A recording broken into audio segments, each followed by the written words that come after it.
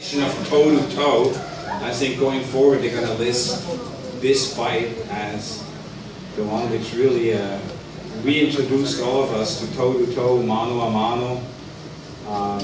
Hell of a fight. I just was in the locker room with both fighters.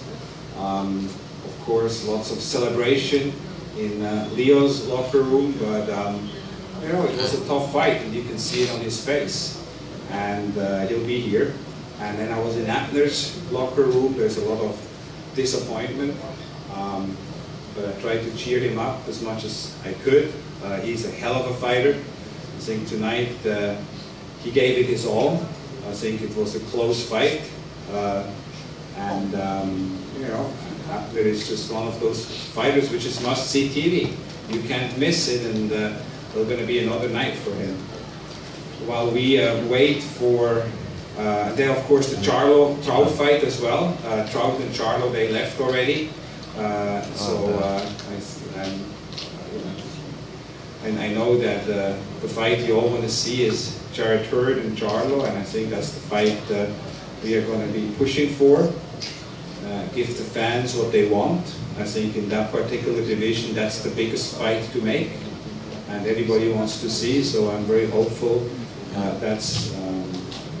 that's the fight we're going to see. I talked earlier to the advisor of both fighters, Mr. Heyman, and he's in agreement that that's the fight which should happen. I'd like to ask up here two young fighters. I talked to you guys, you know, while we wait for Leo and Atman, two young fighters from Santa Maria. I talked to you guys at the final press conference. Some of you met them before, some of you haven't. The Balderas brothers from Santa Maria. Jose Balderas, who had a very good fight, and then his brother, the US Olympian, Carlos Balderas. Yeah, he said Trout and you guys fought a great fight. They were not easy styles, but you certainly knew how to handle them. And beautiful body shots there, Carlos. Wow. Always, you know, every fight you show some new weapons, which is really beautiful. So it's nice for all of us to see you progress, and I'm sure become the world champion you will be, and the same, of course, is for you, Rudy. Well done, guys. Any questions? We had a great attendance. I don't know if it was already mentioned, 12,505 people, right? Does that, by the way, include the suites or not? That's basically people coming through the doors, right? So 12,505. I think it was a great atmosphere. These fans here in LA, they certainly know how to cheer on their fighters, and I can't wait for July the 29th to be back, 28th rather, to be back here with Mikey Garcia and Robert Easter. I think we're going to have another packed house, another sensational fight like the one we saw here tonight. I think LA boxing is back. World champions here in Los Angeles are performing. They know how to entertain the crowd, and I really don't think there's any other place in the country like Los Angeles who loves and supports the sport of boxing.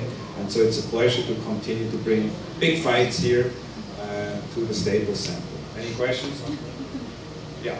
So, you know, at the post presser, Morris was talking about a third fight. Is that something that you guys are really looking to pursue? Is that something that would be in the books? I was talking to Abner as well, and I told him, well, I think what we need to do is we need to take a little step back and just reflect on what happened. You know, I think this was a grueling fight for both guys, by the way. And you know, Leo went in the last couple of years through some very grueling fights as well. So I think we need to take a step back, and I think the fight, you know, I love to do big fights, and I've always done that, and I will continue to do that. And I think, you know, right now, if you look at the division, in my opinion, the biggest fight to be made, the one I like to see the most as a fan, would be Leo and Gary Russell. I think that's the fight the fans want to see. So what I'm going to try to do is to see if it's possible to get that fight done. Where would you like to place that fight? Right here at Staples Center. I really, man, if I could, I would do a fight once a month at Staples Center. But you know, it's such a busy venue, so we might have to settle for every other month. You like that, Steve? Yes, yes. Uber's only $5. You're gonna have to change your handle back to Staples King now. Yeah, well, celebrating the Big Caps win. I'm a lifelong fan. So.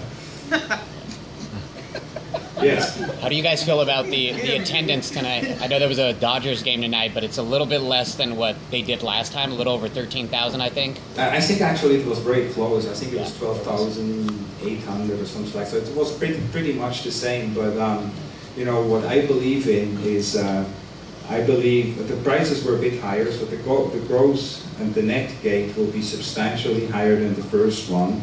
I'm not a big fan of comping tickets, so I really like to sell tickets because it's a slippery slope. Once you start giving away large numbers of tickets, the next time people are going to expect it.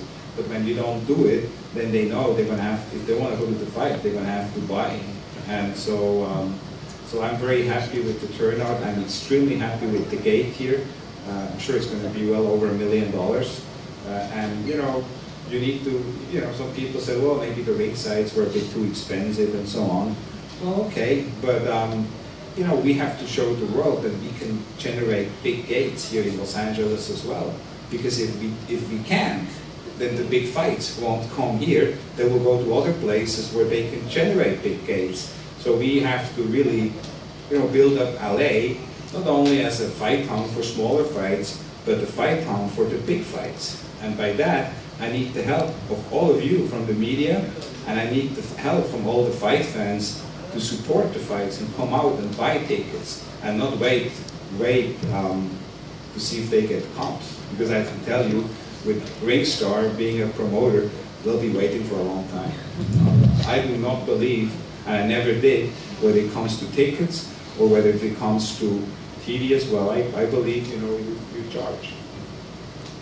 The World Boxing Super Series in the 140-pound division seems set from reports today. Is there going to be American TV for that one? Yes. I'm not even asking me which one, and I'm not going to tell you. Because I can't. No, but there will be TV, and it's going to be a loaded tournament on the 140 and in the 118. So I can't wait. I mean, fingers crossed. There is an outside, I mean, you're going to have 2 or 3 world champions in each division, but there is an outside possibility to potentially have, and it's not guaranteed, so I just, again, as a fan, it would be unbelievable for both divisions to have all 4 world champions in it. I mean, man, that'd be amazing. Any thoughts on the judge who called the Charlo fight a draw?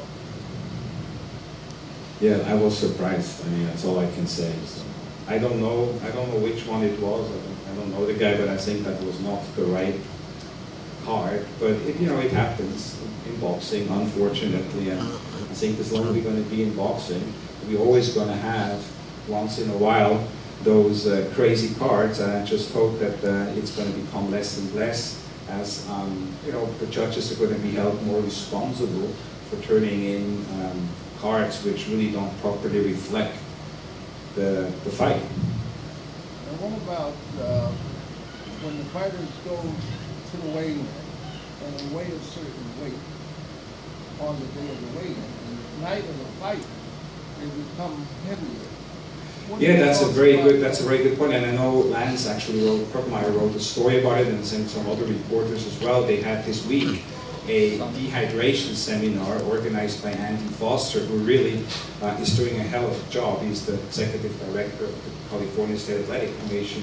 And to change that, you know, because there's some studies they made which shows that in some cases, you know, a fighter gained like 20% or something like that, or over 20% in weight from the weigh-in to the night of the fight. I mean, that's dangerous. And that's got to stop. And all 4 heads of the sanctioning organizations were in Los Angeles earlier this week, and we're meeting with the commission, and I'm sure they're going to come up with the right protocol to avoid that. And you know, maybe it's going to be a day off fight weigh-ins, and you can only add so much weight, and if not, there will be substantial penalties or fines and so on involved. But you know, again, you have to sort of like put that in perspective as well, because if somebody gains more and you know, the day of the fight, what are you going to do? Cancel the event?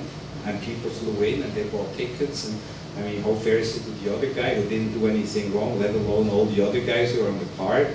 So you know, you have to do something about it, but you really have to reflect on it. What is the best way to go? Why do you think the crowd reacted so viciously to Charlo after his win? He didn't do anything disrespectful. It wasn't a terrible fight. Well, you know, that's a great question, and I have, I think, the perfect answer to it. It reminded me about Floyd Mayweather. They usually reacted to him the same way.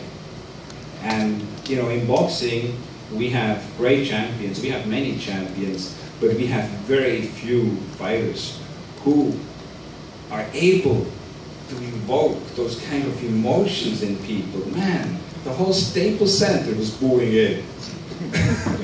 You know, and that's really happened at Floyd fights. And then as Floyd, you know, did more fights and showed how talented and what he is and how great he is, you know, the cheers started to get louder and the boos started to get lower and less. And so I think you're going to see that with the Charlos as well. I mean, they are bigger than life personalities.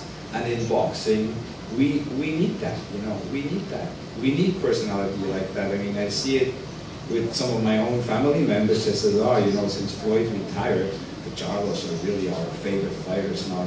Because, you know, they have attitude. They bring more than just boxing to the game. They bring personality, and I think that's great. When you spoke to Abner in the dressing room, yes, did he have any feelings about the decision? Did he well, feel like you know, he didn't say, I mean, he didn't say like, I felt I won, you know. But, you know, you have to realize when you fight 12 hard rounds, and it was, you know, some great exchanges, that of course there's a level of disappointment there.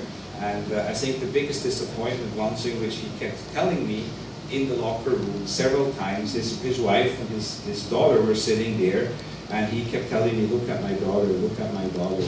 And he really, that's the kind of guy he is. It really hurt him to see his daughter there in tears, you know. And I then pulled the daughter aside and had a nice talk with her. And I mean, Abner and Natalie and his daughter, they're like